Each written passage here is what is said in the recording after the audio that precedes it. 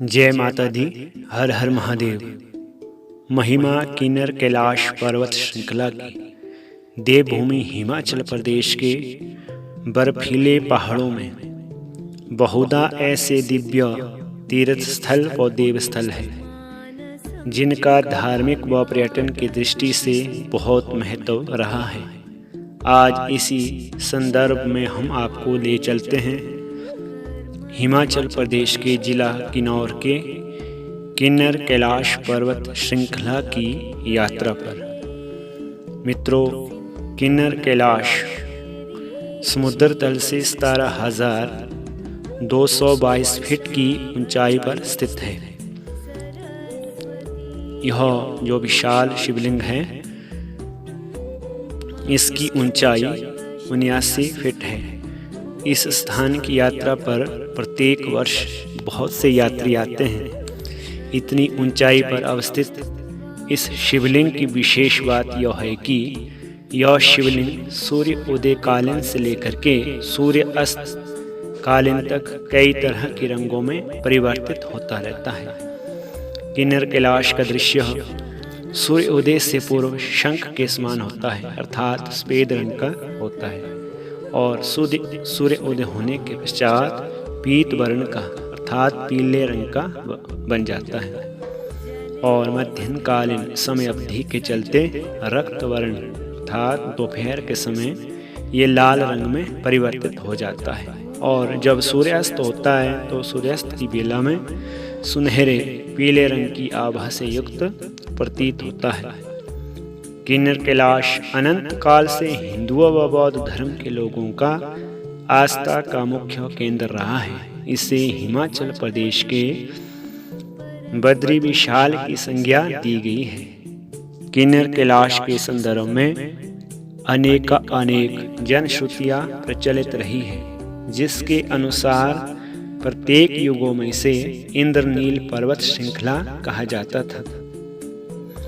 कहते हैं कि इसी पर्वत श्रृंखला पर भूत भावन भगवान शिव ने अर्जुन की परीक्षा लेने हेतु युद्ध किया, और अर्जुन को भगवान शिव से पाशुपत अस्त्र इसी पर्वत श्रृंखला में प्राप्त हुआ था। किन्नौर को किन्नर, कनावर, कनौरिंग, कुनावर आदि नामों से भी जाना जाता था। किन्नौर को प्राचीन काल में किन्नर देश के नाम से भी जाना जाता रहा है। इसका उल्लेख एक संस्कृत श्लोक की पंक्ति में आया है। चंद्रभागा नदी तीरे अहोति किन्नर तदा। महाभारत ग्रंथ के पर्वों में दिग्विजय नामक पर्व में गांडीवधारी अर्जुन का किन्नर देश जाने का वर्णन मिलता है। वायु पुराण के अंतर्गत महानील पर्वत जो इंद्रासन पर्वत के निकट है, यहाँ किन्नरों के आधिपत्य होने का वर्णन मिलता है, अर्थात यहाँ किन्नरों का निवास माना जाता है। शोणितपुर सरहन असुर सम्राट बाणासुर की राजधानी थी।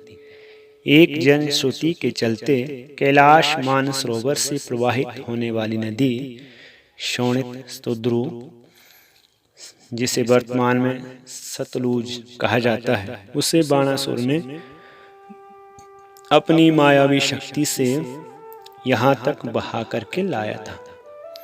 पौराणिक कथाओं के अनुसार बाणासुर दैत्य का समकालीन समय युग अवधि भगवान श्री कृष्ण के द्वापर युग कालीन के समय की मानी जाती है। बाणासुर भगवान श्री कृष्ण जी से द्वेष रखता था। बाणासुर की पुत्री उषा को एक रात्रि भगवान श्री कृष्ण के पौत्र अनिरुद्ध के स्वप्न में दर्शन हुए। प्रातःकाल उषा ने यह स्वप्न अपनी सहचरी सहेली चित्रलेखा को कह सुनाया।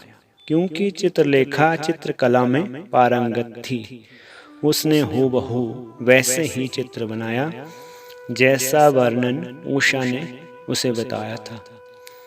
जब चित्रलेखा ने चित्र बनाया और मालूम हुआ कि यह भगवान श्री कृष्ण जी के पौत्र है, तो चित्रलेखा ने अपनी मायावी आकाशगामी विद्या से अनिरुद्ध का शयन अवस्था में ही अपहरण करके शोणितपुर में ले आई। यहाँ पर कुछ समय पश्चात श्री कृष्ण जी ने बाणासुर का घमंड तोड़ा था और घोर युद्ध हुआ। तदुपरांत उषा व अनिरुद्ध का विवाह संपन्न हुआ था। आज भी उषा व चित्रलेखा के मंदिर किन्नौर जिले में देखे जा सकते हैं। यह भी माना जाता है कि बाणासुर शोणितपुर से किन्नर कैलाश नित्य प्रति भगवान शिव का पूजन हेतु जाया करता था। किन्नर कैलाश अपने आप में आध्यात्मिक व श्रद्धा भक्ति की असीम ऊर्जाओं से भरा हुआ है। यहाँ पहुँच करके श्रद्धालुगण अपने आप को धन्य धन्य समझते हैं।